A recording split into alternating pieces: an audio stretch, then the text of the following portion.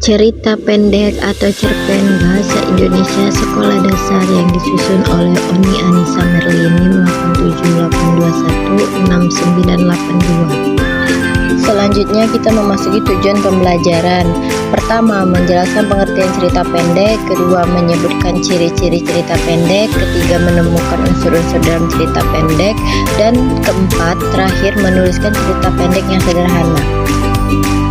Pengertian cerpen. Cerita pendek atau cerpen adalah karya sastra berupa prosa fiksi rekan yang ringkas dan padat, berfokus pada satu tema sentral, peristiwa atau tokoh, serta biasanya bisa diselesaikan dalam sekali duduk.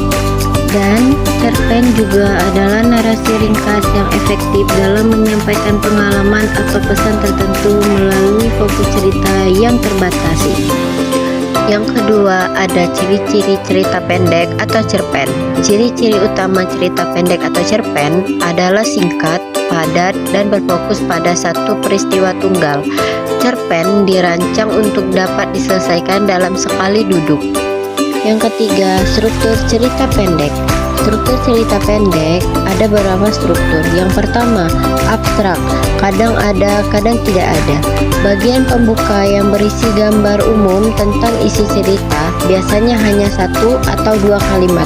Yang kedua, orientasi atau pengalaman. Bagian yang berisi pengalaman tokoh, latar, waktu, tempat, suasana, dan situasi awal cerita. 3. Komplikasi atau timbulnya konflik. Bagian di mana mulai muncul masalah atau konflik yang dihadapi tokoh utama. Konflik ini menjadi inti cerita dan menimbulkan ketegangan. Yang keempat, klimaks atau puncak konflik. Bagian paling menegangkan atau emosional dari cerita saat konflik mencapai titik puncak. Yang kelima, resolusi atau penyelesaian.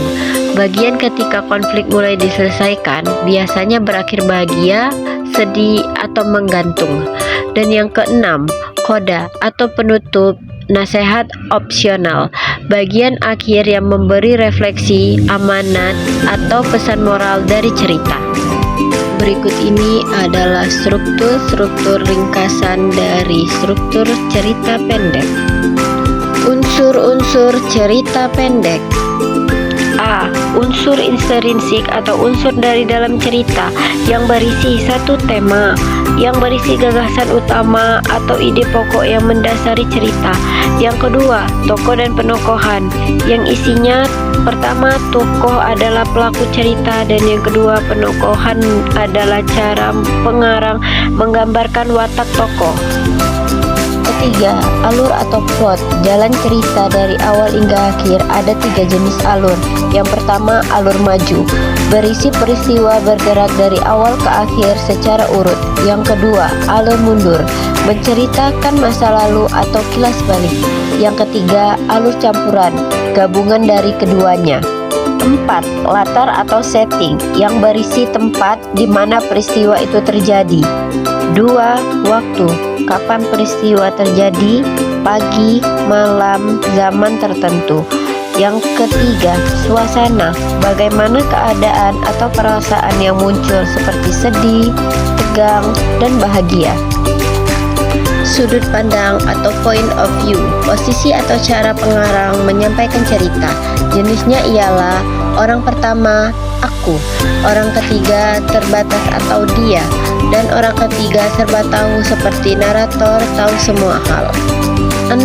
Amanat, pesan moral atau pelajaran yang ingin disampaikan pengarang kepada pembaca. Contohnya, jangan menilai seseorang dari penampilannya saja. Yang terakhir, 7. Gaya bahasa.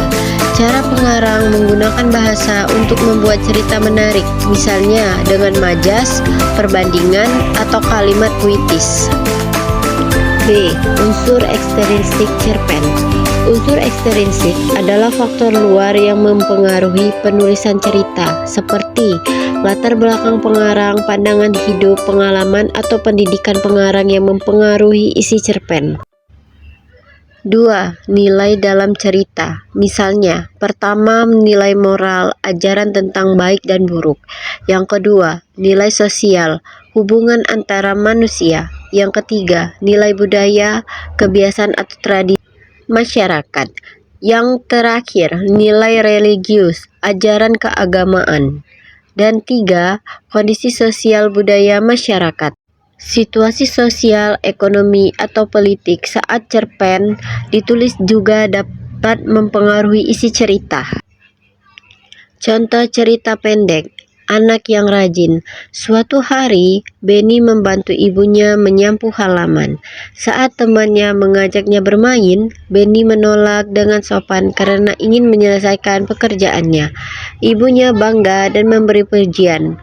Pesan yang dapat kita ambil adalah rajin dan taat kepada orang tua. Langkah menulis cerita pendek. 1. Tentukan tema dan pesan. 2. Tentukan tokoh dan alur cerita. 3. Tulis cerita secara singkat dan menarik. Dan yang keempat, gunakan bahasa yang mudah dipahami. Latihan tugas. 1. Tulis cerita pendek dengan tema persahabatan. 2. Gunakan struktur dan unsur cerpen yang sudah kamu pelajari. Penutup dan refleksi. Cerpen mengajarkan kita banyak hal tentang kehidupan. Dengan menulis dan membaca cerpen, kita belajar menjadi pribadi yang bijaksana dan peka terhadap sekitar. Mungkin itu saja yang dapat saya sampaikan tentang cerpen atau cerita pendek. Saya ucapkan thank you for watching.